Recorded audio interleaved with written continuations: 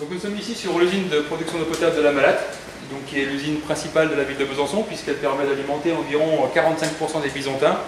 Chaque jour ici sont faits à peu près 10 à 12 000 m3 pour alimenter en eau Besançon. Donc l'eau qui arrive ici est en fait l'eau qui provient de la source d'Arcier, dont le bassin versant se situe sur le marais de Saône.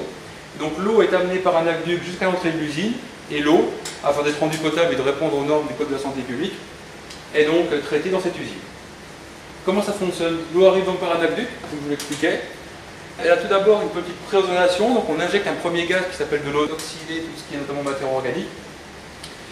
L'eau est ensuite envoyée dans un décanteur, avec préalablement rajouté des sels d'alumine et des polymères. Alors c'est des produits qui ont pour fonction d'améliorer la décantation, notamment les sels d'aluminium qui sont fortement chargés positivement, qui permettent justement que les molécules qui normalement se repousseraient dans l'eau, avec ces charges positives, se permettent donc en fait de mieux s'agglomérer et de décanter plus facilement. Donc on récupère ensuite toutes ces matières en suspension au fond du décanteur et on récupère en surverse une eau qui est déjà éliminée à 85% des matières en suspension. Alors ces matières en suspension, le fait de les éliminer ont deux avantages.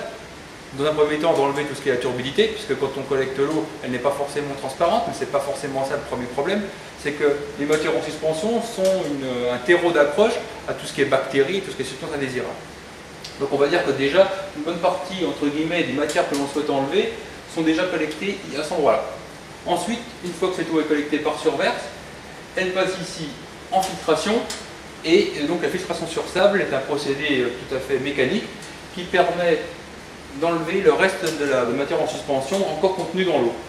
Donc on met tout simplement de l'eau sur un filtre à sable, l'eau passe à travers le sable, les plus grosses molécules qui sont encore présentes dans l'eau sont retenues entre les grains de sable, c'est un phénomène mécanique, et l'eau continue à percoler, on les récupère en partie inférieure pour la suite du traitement.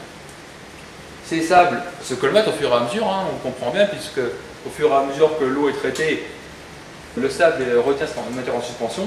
Et donc, pour assurer le bon fonctionnement, on lave régulièrement à contre-courant ces filtres. Donc, contre-courant, c'est le fonctionnement inverse du fonctionnement gravitaire quand on traite l'eau. On insuffle de l'air et de l'eau de bas en haut pour ensuite décoller ces filtres. Une fois que l'eau est traitée au niveau des filtres, elle part dans la dernière filière qui est l'ozonation pure cette fois-ci, qui est l'ozonation finale, qui assure la désinfection complète de l'eau. C'est-à-dire que cette fois-ci, on cherche vraiment à éliminer toutes les dernières substances, notamment la partie microbiologique, on va dire, tout ce qui est bactéries, microbes. Et l'ozone, étant un oxydant fort, permet de désinfecter l'eau.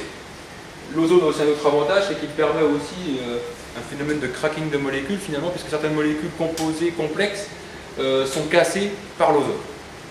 Et donc ensuite, une fois que l'eau est traitée, elle part dans une citerne, et elle est ensuite pompée via un aqueduc jusqu'au centre-ville de Besançon, où pour la distribution, on y rajoute du chlore, parce que l'ozone est un très bon désinfectant, mais il n'a pas une durée de vie très longue.